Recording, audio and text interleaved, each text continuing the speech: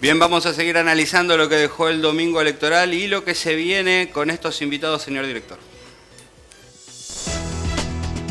Hugo Menossi, concejal Cambiemos, Rafaela. Hugo Menossi, 43 años, concejal de Rafaela por Cambiemos en los periodos 2011, 2015 y 2015-2019.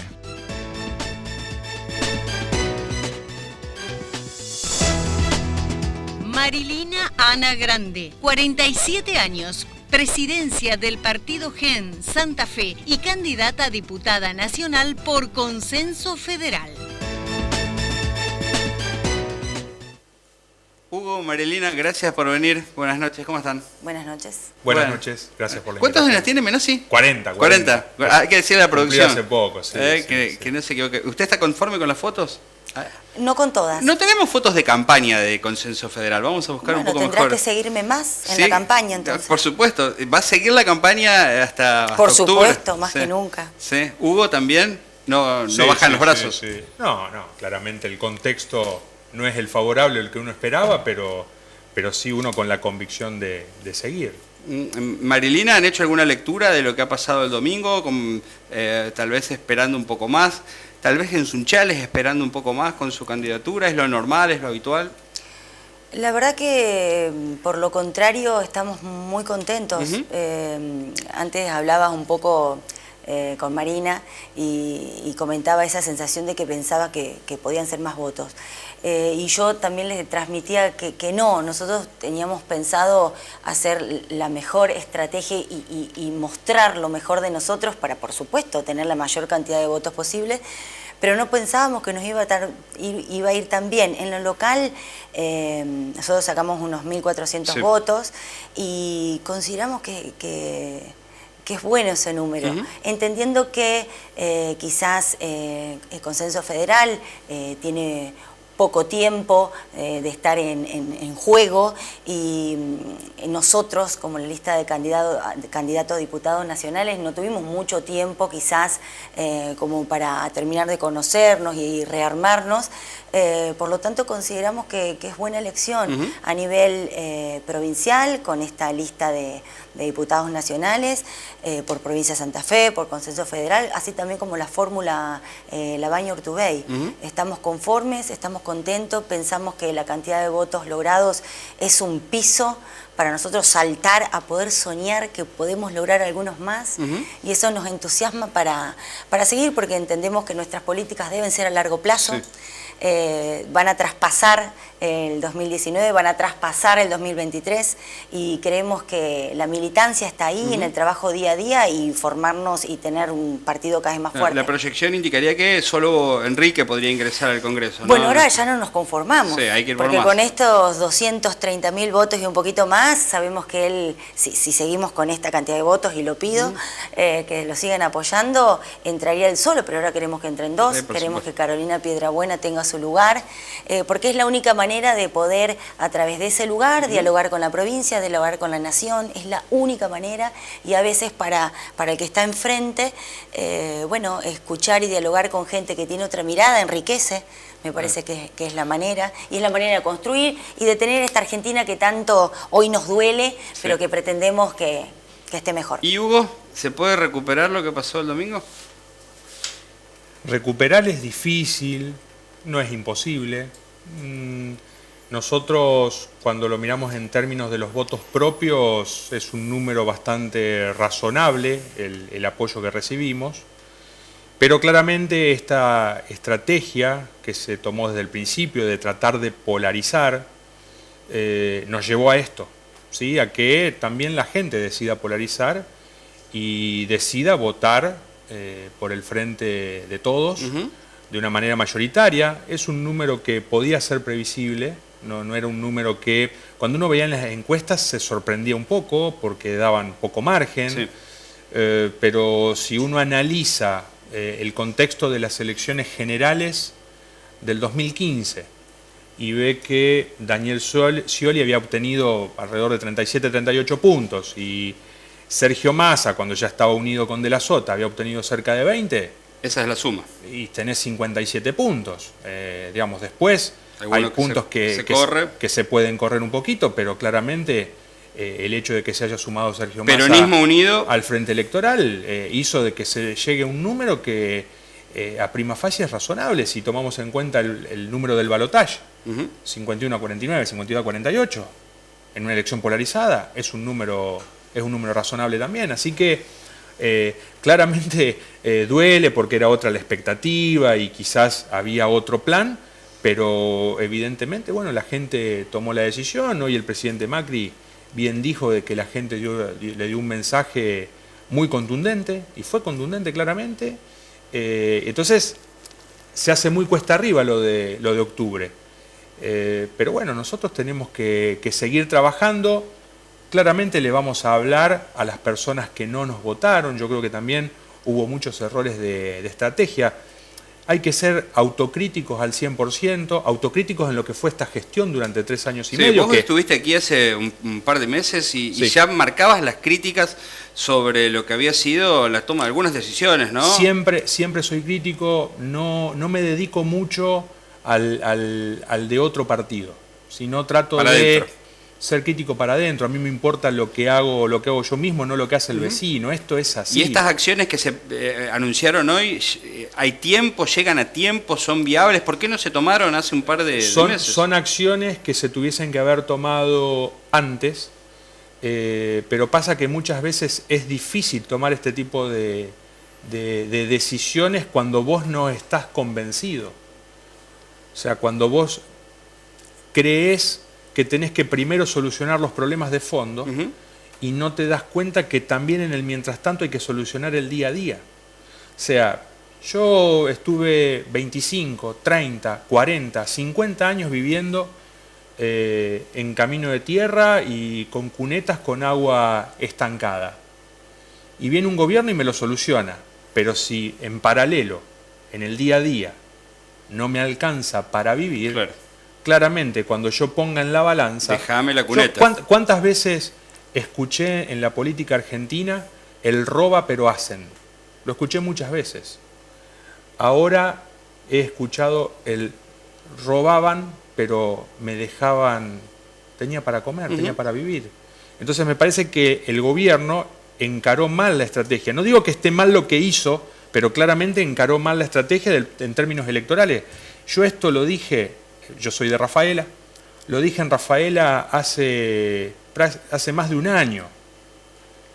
¿De qué me sirve ganar una elección intermedia en 2017 cuando puedo llegar a perder las presidenciales en 2019? Entonces había muchas medidas que vos las tenías que tomar el 10 de diciembre del 2015 cuando entraste, cuando tenías con capital político popular. Y le podías echar la culpa al gobierno anterior. 3 años y medio después, seguir echándole la culpa al gobierno anterior ya no sirve, claro, ya la gente se olvidó, ya pasa de otra... Sí. Claro, o sea, pasa por malas decisiones que se tomaron o distintas visiones que se han tenido. Marilina, claramente la cuestión social fue fundamental o quedó reflejada en este resultado electoral. Nuestra zona todavía parece, por lo que fue de alguna manera también el resultado electoral, que sigue viviendo en esa isla, pero es impensado creer que nos vamos a salvar solamente nosotros. El impacto social es duro.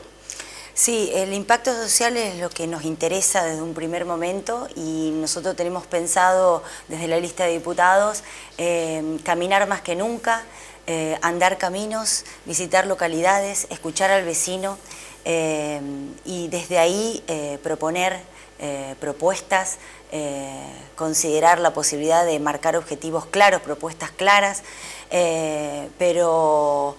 Más importante aún es poder, ante esta situación, ser quienes nosotros seamos los que vamos a defender y garantizar los derechos de todos los ciudadanos y ciudadanas de la provincia de Santa Fe. Nosotros estamos convencidos que somos los que vamos a estar muy atentos al gobierno provincial, somos los que vamos a fiscalizar al gobierno tanto provincial como nacional, claro, que vamos a fiscalizar a las autoridades públicas, vamos a comprometernos primeramente en la provincia de Santa Fe a proteger los derechos de los santafesinos en cuanto a esta gran problemática, no solamente social, sino que económica. Sí. Pero desde el andar, desde el caminar, desde el saber que realmente necesitan. Y ante este panorama provincial y nacional no nos queda otra ser los superhéroes, ponernos ese papel para poder ser quienes defiendan esta gran necesidad que hoy tiene, que es consecuencia de acciones no solamente del gobierno nacional actual, sino también del anterior. Todo es consecuencia de la historia por la cual vivimos y por eso estamos hoy así, pero creemos que nosotros estamos dispuestos, consenso federal, la lista de diputados nacionales, estamos dispuestos a apoyar tanto la provincia como la nación para defender a los santafesinos. Y si eso se refleja y se replica en la nación, buenísimo, bienvenido. Pero claramente es lo que tenemos que apuntar, a lo económico y a lo social. Hugo, ¿se olvidaron de la clase media, aquella que en el 2015 los condujo al gobierno? Creo que se subestimaron algunas cuestiones o algunas decisiones, principalmente cuando se decía que digamos, había que ajustar, que es lo que hizo el gobierno, claramente porque se quería llegar a un déficit cero. Claramente no se puede gastar más de lo que uno no le ingresa, y se fueron tomando decisiones muchas veces desde lo técnico y con mucha falta de política. ¿Sí? Lamentablemente había cuestiones que se definían en una primera etapa. Había que cerrar los números. Había que cerrar los números. Eso, en el transcurso del tiempo, fue mutando, pero desencadenó en lo que pasó en abril del 2018. Pero en realidad tuvimos una parte del tiempo en la que las decisiones la tomaban muy pocas personas, era difícil poder llegar con propuestas o con ideas o con cuestiones que tenían que ver con lo que nosotros vivíamos en el día a día. Sí, el contacto que tenías con la gente. Claramente, cuando yo siempre me he mantenido en la actividad privada, independientemente de tener mi función pública, y eso me permitía poder escuchar a todo el mundo, o sea, desde la parte privada y de la parte pública.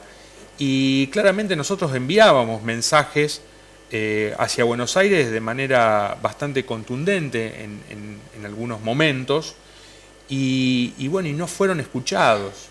Nosotros hemos hecho muchos planteos en ese sentido, pero se creía que ese era el camino. Y pasó lo que te decía antes, la elección del 2017 yo creo que confundió a los que tomaban esas decisiones, porque creyeron que había margen. Este era el camino y había que seguir. Claro, había margen para poder seguir, cuando en realidad ocurre lo de abril de 2018, ya después no hubo mucho más tiempo. Sí, después de lo que pasó, de esa inflación, del cambio en el tipo de cambio de prácticamente el 100%. La gran devaluación. Era ahí el momento en donde había que dar otras señales que el presidente da ahora, que estaban en carpeta, sí, claro, pero que se pensaban en las ganancias, obviamente, en un contexto de 4 o 5 puntos de diferencia. Sí. Y ahora pareciera que es un manotazo de ahogado.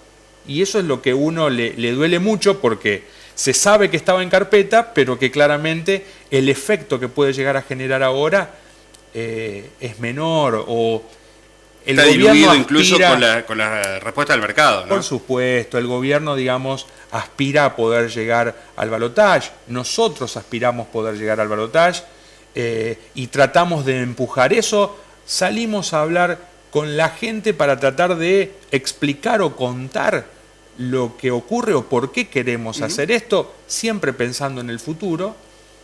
Pero bueno, va a ser la gente la que va a decir si fue o no fue demasiado tarde en octubre. Quiero pedirles un poco de reflexión sobre los días que van a venir, por lo menos de aquí hasta las elecciones. ¿Se estabilizará? ¿Seguiremos en turbulencia? Y otra consulta para la reflexión. ¿Por qué le cuesta tanto a los dirigentes de ese nivel dialogar entre ellos, ¿no? Algo que debería ser algo más frecuente, que existan esos canales de diálogo en el que sea, no digo que tengan que estar de acuerdo, pero sí tener ideas generales sobre hacia dónde va nuestro país, ¿no? Sí, Marilina. Bueno, nuestra postura y desde la realidad que podemos llegar a tener es que nuestra única herramienta es el diálogo. Nosotros estamos a disposición, tanto en la provincia como en la nación, a dialogar, a apoyar, a colaborar. No nos queda otra, porque si no es fiscalizar y observar y tratar de que todo funcione como corresponde, es en esta situación de apoyar. Por lo tanto, sabemos... ¿Están a disposición los dirigentes? Totalmente, totalmente, pero muchas veces se dice, trabajamos a través del consenso, a través del diálogo. No lo creo muchas veces. Yo creo que se tiene que ver, claro, se tiene es que algo visualizar. que se declama, pero que no se ejecuta. Exactamente. Hay que hacer grandes acuerdos provinciales y nacionales en mesas enormes, cuanto más variadas mejor, con distintos puntos de vista. Vuelvo a decir, a nosotros nos queda ese lugar y lo vamos a utilizar, porque es la manera no solamente de acompañar, sino de ser testigos de.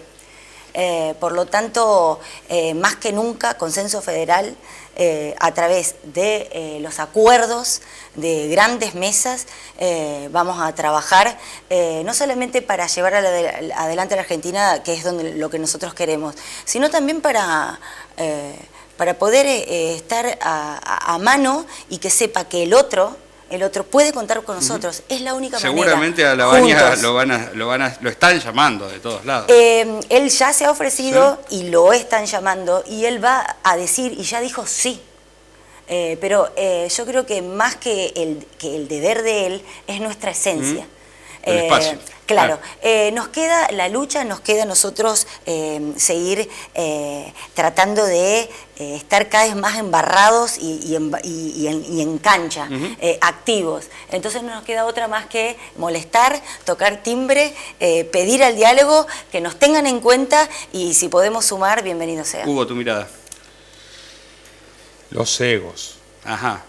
Cuando se llega a un cierto nivel, es muy difícil, muy difícil que la clase dirigente política argentina Yo digo, perdón, no, Hugo, llegue pero a sentarse. lo veo en niveles no tan altos de la política, lo veo en niveles más intermedios. Es porque estamos hablando de lo cercanos. nacional. No te voy a, si no nos vamos a ir pasado mañana de acá.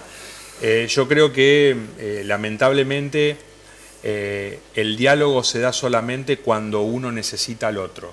Si no, cuando las papas queman. Lamentablemente hay cuestiones que te lo demuestran los hechos muchas veces, ¿no?